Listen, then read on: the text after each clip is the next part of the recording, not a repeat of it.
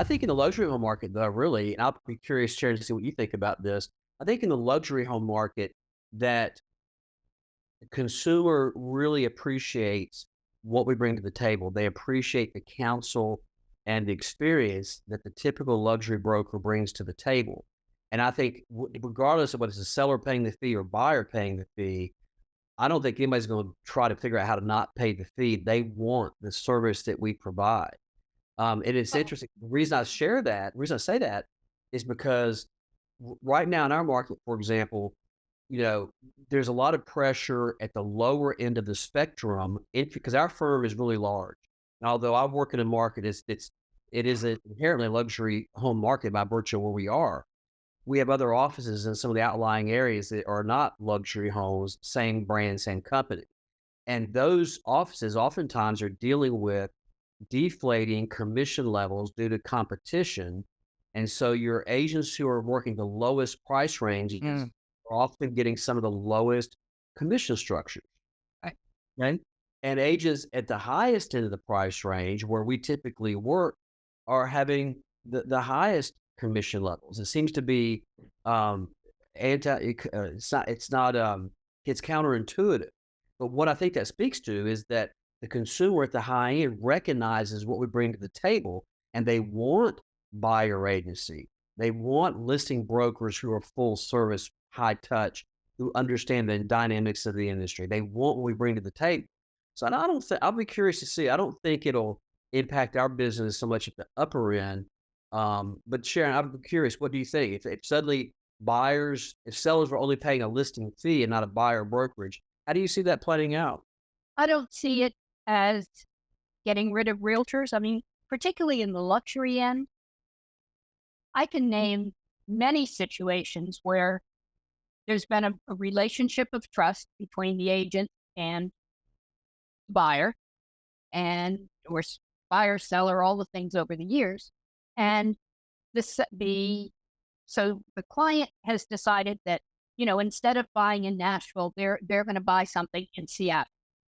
But they want to take their agent with them. And you say, but I don't know the Seattle market. It doesn't matter. I want your opinion. I want to know what you think.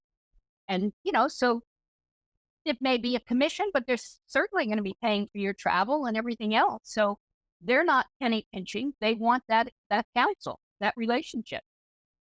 That also makes me think of and reinforces Jack's points about folks in the upper tier in particular having a desire for that level of service that they're willing to pay for.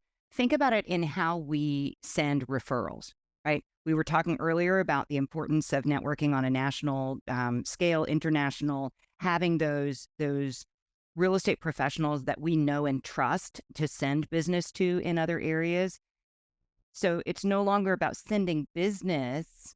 It's about connecting your clients and your peers with people who they trust to represent them and to be looking out for their interests, as opposed to luck of the draw on whoever happens to have the listing. Those are interesting pieces of food for thought. And I think that I think that those of us that have voices in the real estate space are going to need to make sure that we're sharing those things as things for the public to think about in terms of the value of buyer brokerage, buyer relationships, buyer agency. So that's made me do a little bit of thinking as well. Well, and, Now, and I wonder if going to a buyer's brokerage where, the client is choosing their buyer's agent and paying for it, there may be more differentiation of, yes, I want my cousin who's had a real estate license for 2 weeks. Well, they're not going to pay as much for that as someone that's got the education and experience. And I think that we look at those things when we are advising our clients with multiple offers coming in. It's also the agent that's a factor. yep, that's one of the things that I think is a ramification of how our industry has exploded. There's so many licensees, and we've got the limited service models, and everything is so electronic. I can think of many times where I've never even met the agent on the other side, and and I never do, right? We never actually physically meet because we're not even sitting down at the same closing table anymore, right? Somebody's signing Yeah. remotely on a plane in Seattle, and the sellers signed before they moved out last week. Um, and that's really something that that I think is a ramification of the advent of technology that that limits us in being able to provide that level of service, right? Of knowing who's on the other side of the transaction, understanding um, their their their skill sets, or where we may need to be prepared for doing a little more work than is necessarily our responsibility. Um, but that just goes back to play into the importance of relationships and service level. I think also having people that you can reach out to, right? That makes me think back to the question about brokerage, right? I heard this phrase, and it's not new, but I was reminded of it at the Leaders in Luxury conference. Um, Co-opetition, right? In Mhm. our industry, having those two sides of representation, we are competition, right? We're competing for the same business, but we have to cooperate in order to provide the service and to get the deal done in the best way. And if that were taken out of it, can you imagine how monochromatic, for lack of a better word, a real estate transaction would be? Yeah. But going back to classes and conferences in other areas, you you learn in a class not only who do you want to refer to, but who you don't want to refer to. And you build relationships. I remember we had a full price offer back when those were unheard of, uh, on a waterfront property, full price. The buyer was from China.